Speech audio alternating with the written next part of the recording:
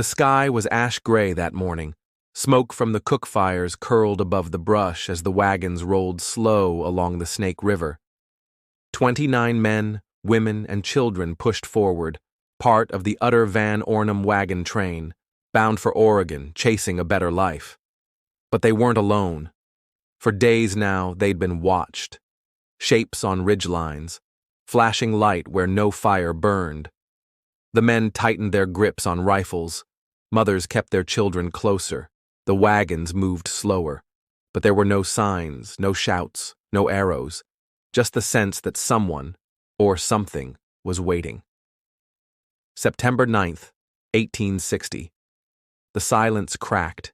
It began with a single shot, then another, then a storm.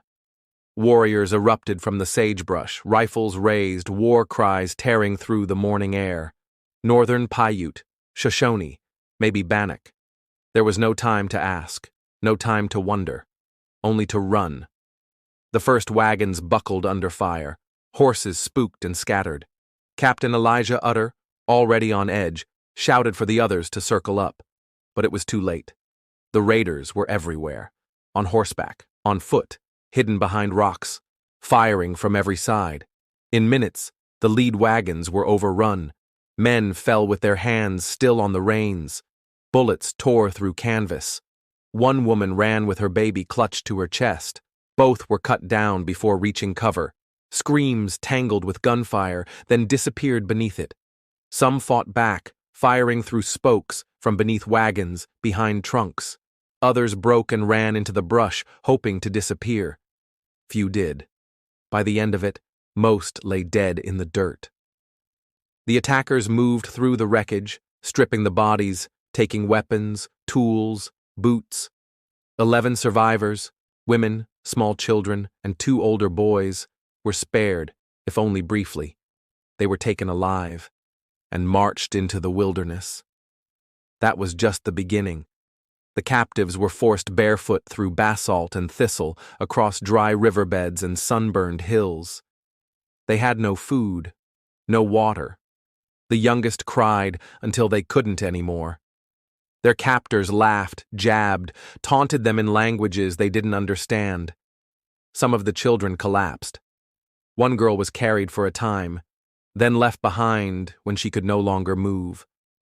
Those who survived saw things no one should. Wounds reopened and left untreated. People burned. Others eaten, not quickly, not cleanly. When one child finally escaped weeks later, he could barely speak. His body was broken, his mind fractured. What he told the soldiers didn't sound real, but the soldiers found the truth. They followed vultures and wolves to the remains, bones picked clean, charred earth, half-buried bodies curled in dry ravines.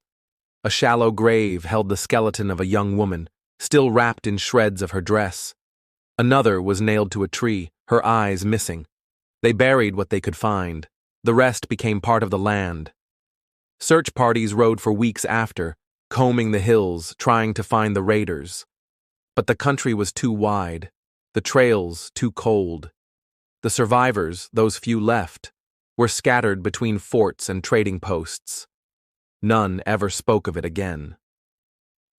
The story of the utter Van Ornum massacre was buried beneath newer tragedies, overshadowed, forgotten. But for a time, it haunted the trails. Wagon trains rode tighter. Rifles were loaded before dawn, and mothers prayed to gods they no longer believed in.